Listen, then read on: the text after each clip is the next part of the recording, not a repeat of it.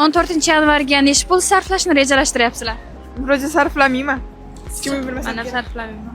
14-yanvarga necha pul sarflashni rejalashtiryapsiz? $500. $500? Necha kishiga? Bitta yigitimga. $10,000. $10,000? Kimga va nimaga? Xo'jayinim va 4 o'g'limga. 14-yanvarga qanaqa sovg'a kutyapsiz? Naski. Naski? Ha. Faqat naski olamiz. Mashina xohlaymiz-da.